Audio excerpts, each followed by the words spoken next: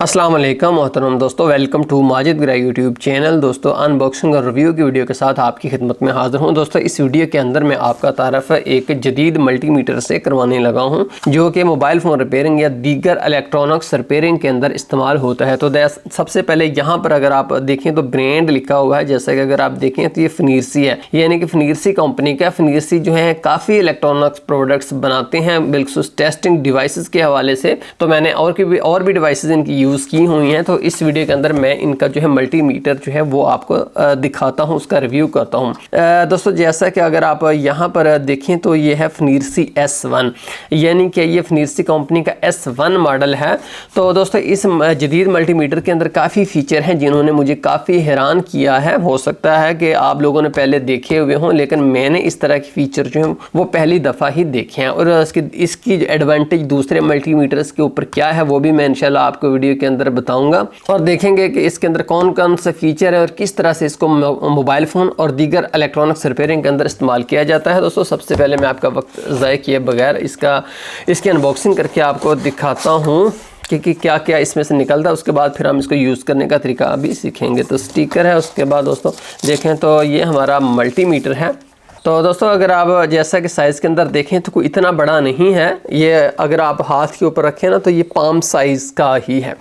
और इसके यहाँ पर LCD स्क्रीन है, काफ़ी बड़ा डिस्प्ले है। बड़े डिस्प्ले का दोस्तों फ़ायदा ये होता है कि बाज़ का जो हमारा मल्टीमीटर है ना हमसे कुछ फासले के ऊपर पड़ा हुआ होता है, पीछे जहाँ पर हमारी मशीन्स पड़ी हैं तो वहाँ पर भी है। तो चूँकि डिस्प्ले इसका काफ़ी बड़ा है तो इसलिए आपको आसानी से नज़र आ जाएगा। ठीक है, इसके अलावा अगर आप देखें तो यहाँ पर इसकी पावर बटन है, यहाँ पर इसकी जो है चार्जिंग लीड लगती है। इसके अंदर मैं आपको बताना चाहूँगा कि सेल नहीं डलते, जैसे कि आम मल्टीमीटर्स के अंदर सेल डलते हैं, AAA बैटरी डलती हैं तो वो बाज़ का ख़त्म हो जाता है। कुछ 10 दिन 20 दिन जो ज़्यादा यूज़ करते हैं उनकी तो बहुत जल्दी ख़त्म हो जाती हैं। ये चार्जिंग होता है और एक चार्जिंग पे काफ़ी दिन चल जाता है। तो इसलिए जो है आप यहाँ से इसको Type-C से चार्ज करेंगे। जैसा कि अगर आप देखें तो मैं Type-C जो ही लगाता हूँ यहाँ पर रेड लाइट जल पड़ी है। जब ये फुल हो जाएगा तो उसके बाद ये जो लाइट है ये ग्रीन के अंदर बदल जाएगी, जबकि डिस्प्ले में अभी कुछ भी नहीं। उसके बाद अगर आप देखें तो यहाँ पर साथ इसका पावर बटन है, इसको आप दबाओगे तो चलेगा, इसी को दबाओगे तो आप ये बंद हो जाएगा। उसके बाद दोस्तों पीछे देखें तो यहाँ पर LED लाइट लगी हुई है, और नीचे अगर आप देखें तो यहाँ से इसकी प्रोब्स जो हैं इसको लगती हैं। और इसके अलावा 1 2 और 3 सिर्फ 3 ही इसके ऊपर बटन है। तो मैं आपको अभी यूज़ करके दिखाता हूँ, बट उससे पहले मैं आपको दीगर चीज़ें जो हैं वो भी दिखा देता हूँ। उसके अलावा दोस्तों ये देखें तो ये इसकी जो है टेस्टिंग लीड्स हैं, यहाँ पर रेड और यहाँ पर हम ब्लैक वायर को कनेक्ट कर देते हैं। हमारा मल्टीमीटर रेडी है। उससे आगे देखिए क्या, तो दोस्तों ये इसके अंदर ये जो दूसरे ये टेम्परेचर सेंस करने के लिए है। ये भी खोलकर आपको दिखा देता हूँ। ये देखिए ये दोनों जो है मल्टीमीटर के अंदर लग जाएंगे, और ये जो आगे से आप देख रहे हैं ना ये टेम्परेचर सेंस करने के लिए, इसका यूज़ भी मैं आपको बताऊंगा। उसके बाद अगर आप देखें तो ये क्या है, हाँ जी ये दोस्तों USB चार्जिंग लीड है, Type-C की छोटी सी एक लीड निकली है। इसके अलावा एक यूज़र मैनुअल है और इसके अंदर कुछ भी नहीं है। तो आइए अब हम अपने मल्टीमीटर को यूज़ करके देखते हैं। तो दोस्तों जैसा कि अगर आप देखें तो यहाँ से मैं ऊपर वाला बटन दबाता हूँ ना, तो दबाते ही जो है ये हमारा मल्टीमीटर ऑन हो गया है। तो सबसे पहले यहाँ पर अगर आप देखें तो लिखा हुआ है ऑटो, ठीक है जी ऑटो है। उसके बाद अगर आप सेट बटन को दबाते हैं तो लिखा हुआ है कि DC वोल्टेज अब ये चेक करेगा। उसके बाद आप दबाते हैं तो अब यहाँ पर लिखा हुआ है AC वोल्टेज अब ये चेक करेगा। उसके बाद ये रेजिस्टेंस चेक करेगा, यानी कंटिन्यूटी चेक करेगा। उसके बाद फिर आप दबाते हो तो ये कैपेसिटर चेक करेगा। फिर आप इसी बटन को दबाते हो तो ये फ्रीक्वेंसी चेक करेगा हर्ट्ज के अंदर। उसके बाद फिर आप दबाते हो तो ये टेम्परेचर चेक करेगा, ठीक है। फिर अगर आप दबाते हैं तो ऑटो। अच्छा जी ऑटो, सबसे पहले हम ऑटो से शुरू करते हैं। ऑटो से ही ये मीटर शुरू होता है। तो ऑटो का क्या फंक्शन है, देखिए मैंने मल्टीमीटर अपने पास रख लिया। तो ऑटो फंक्शन के अंदर क्या खूबी है, सबसे पहले देखिए ये मेरे पास एक बैटरी है, ठीक है जी। मैं नेगेटिव के अंदर नेगेटिव और पॉजिटिव के अंदर पॉजिटिव लगाता हूँ। तो ये देखिए इसने जो है 3.698 इसकी वोल्टेज बता दी है। अब अगर मैं प्रोब्स को उलट करता हूँ, दूसरी सिमत में लगाता हूँ, तो देखिए फिर भी ये वोल्टेज ही बताएगा, लेकिन ये नेगेटिव में बता रहा है कि ये जो तारें हैं आपने उलट लगाई हैं। अब देखिए यहाँ पर मैं कुछ भी नहीं करता, किसी भी चीज़ को मैंने चेंज नहीं किया। यहाँ से इलेक्ट्रिसिटी का जैक मैंने उठाया तो ये दोनों जो हैं मैंने इलेक्ट्रिसिटी के अंदर ये देखिए लगा दी। तो अब क्या हुआ है देखें, 209.8 और फ्रीक्वेंसी है 50 हर्ट्ज़ की।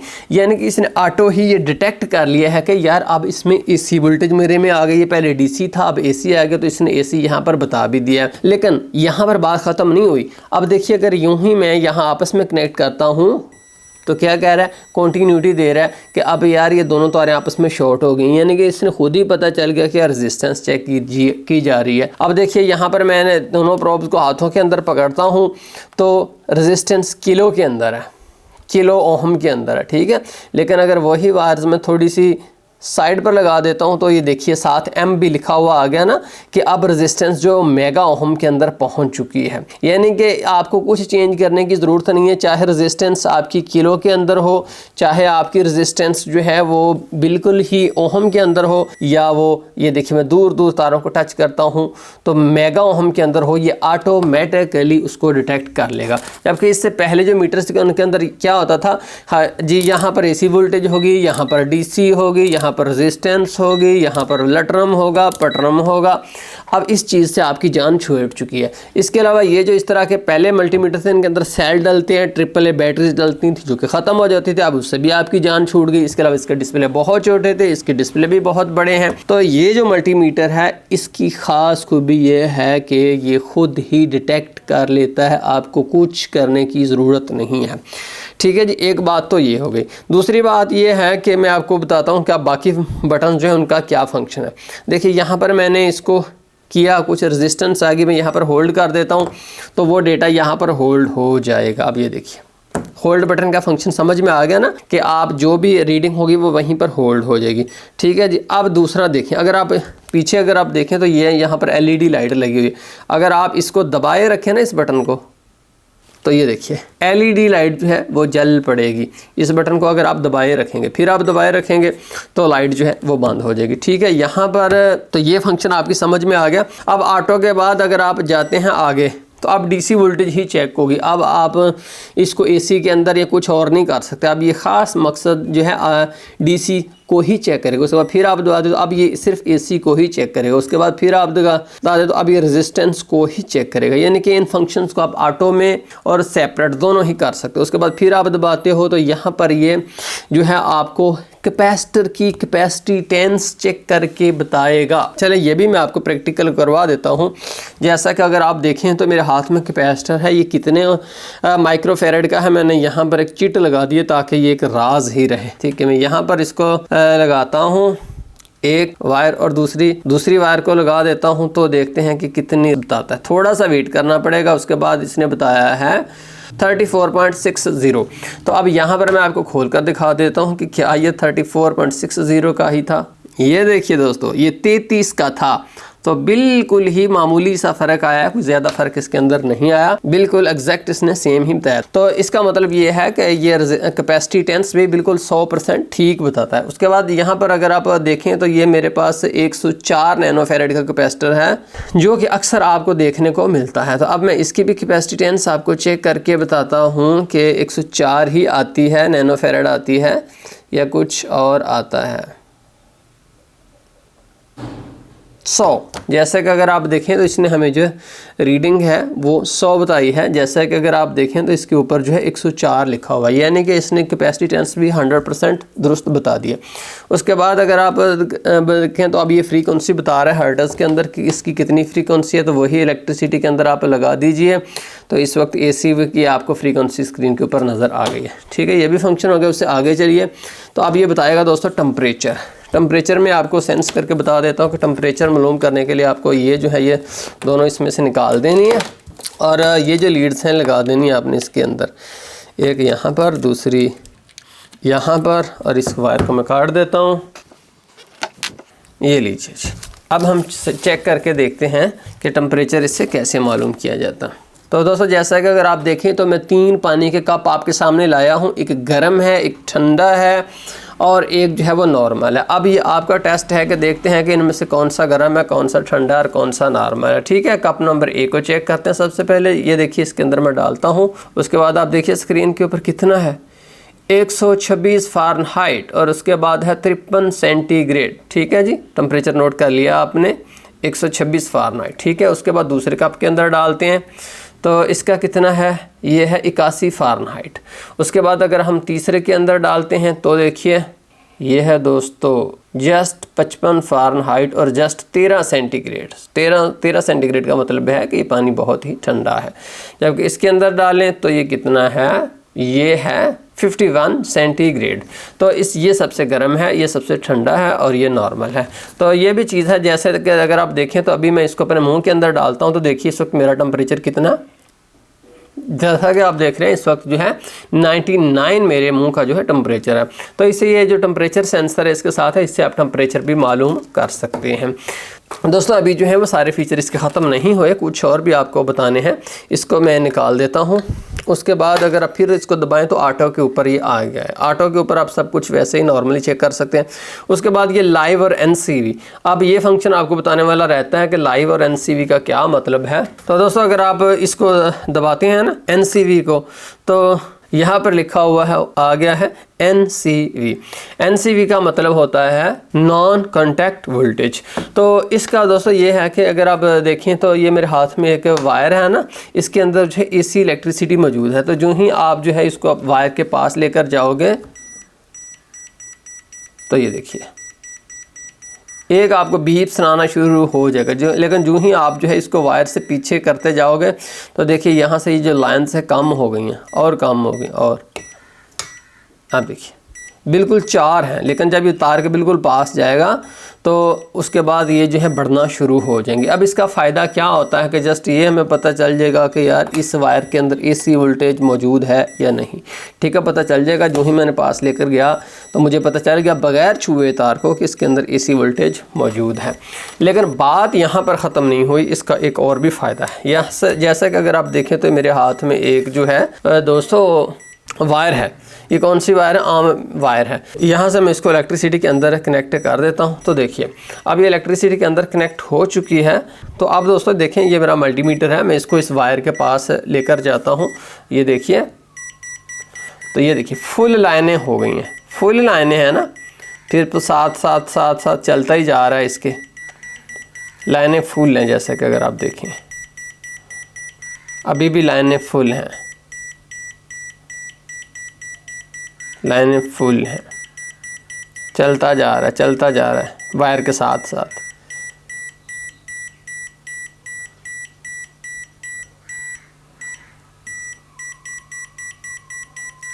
चलता जा रहा है साथ साथ, और आगे चल दीजिए। ये क्या, यहाँ पर जाकर तो बीप बंद हो गया, बिल्कुल लाइनें पीछे को चली गई हैं। आगे को जाओ, लाइनें फुल हो गई हैं। मज़ीद इस तरफ को जाओ तो लाइनें ख़त्म।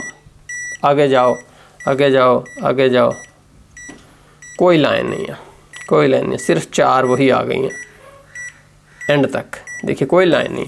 जबकि यहाँ पर अगर आप लगाओ तो लाइन फुल है।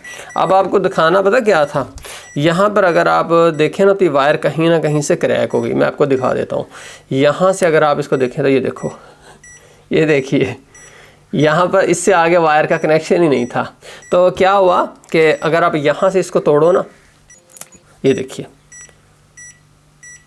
यहाँ पर आपको अंदर वायर नज़र आ गई ना कॉपर की, जबकि इन दोनों के अंदर वायर्स ही नहीं थी। तो हमें जो है बगैर छुए हुए पता चल गया कि यार यहाँ तक AC करंट जा रहा है, उससे आगे AC करंट जो है वो नहीं जा रहा। तो ये NCV होता है जो कि इसके अंदर है। ये NCV सेंसिंग एरिया है। इस एरिया को आप पास करोगे किसी भी AC वोल्टेज के तो बगैर टच किए हुए नॉन कॉन्टैक्ट वोल्टेज आपको बता देगी। दोस्तों यहाँ पर आपको एक और फंक्शन भी बताना है कि अगर आप NCV वाले बटन को दोबारा क्लिक करते हैं तो ये लाइव के अंदर चला जाता है। जैसे कि अगर आप देखें तो यहाँ पर लाइव लिखा हुआ आ गया ना। अब ये लाइव का क्या मतलब है ये मैं आपको बताता हूँ। देखिए यहाँ से मैं जस्ट एक लीड लेता हूँ जो यहाँ पर मैं लगा देता हूँ। ठीक है, एक लीड ली, दूसरी मैंने नहीं लगाई। अब ये 2 वायर, इनमें से एक फेज़ है, एक न्यूट्रल है, एक लाइव है, एक न्यूट्रल है। तो अब आपने चेक करना हो तो आप इसके अंदर डालिए।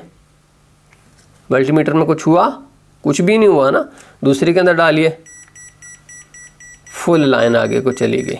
इसके अंदर कुछ नहीं हुआ, इसके अंदर लाइन फुल आगे चल गई। तो अब इसका मतलब ये है, लाइव का मतलब है कि कौन सी फेज़ है और कौन सी जो है वो न्यूट्रल है, ये आपको इससे पता चल जाएगा। तो दोस्तों कुल मिलाकर मैं आपको बताना चाहूँगा कि ये जो फिनिर्सी का S1 मल्टीमीटर है बड़ा ही ज़बरदस्त, छोटा सा पाम साइज़, प्यारे प्यारे फीचर्स वाला, ऑटो, जिसके अंदर आपको कुछ भी ज़्यादा वो नोबें घुमाने की ज़रूरत नहीं। मीटर है, चार्जिंग होता है, एक दफ़ा चार्जिंग करने पर बहुत अरसा चल जाता है। 1000 mAh की इसके अंदर बैटरी है। मैंने तो जब से लिया है 3-4 दिन से यूज़ कर रहा हूँ, बस एक ही दफ़ा मैंने बैटरी इसकी चार्ज की और अभी तक ये भी ख़त्म ये नहीं हुआ। तो अगर आप इसको लेना चाहें तो डिस्क्रिप्शन के अंदर मैंने लिंक भी दे दिया है, वहाँ से आप इसको जो है परचेज़ कर सकते हैं। मुझे तो ये अली एक्सप्रेस के थ्रू जो है वो डिलीवर हुआ है। तो दोस्तों एंड पर मैं आपको कहूँगा कि पसंद आने की सूरत में आप प्लीज़ लाइक दे दीजिएगा। बहुत शुक्रिया माजिद ग्रे यूट्यूब चैनल देखने का। अल्लाह हाफिज़।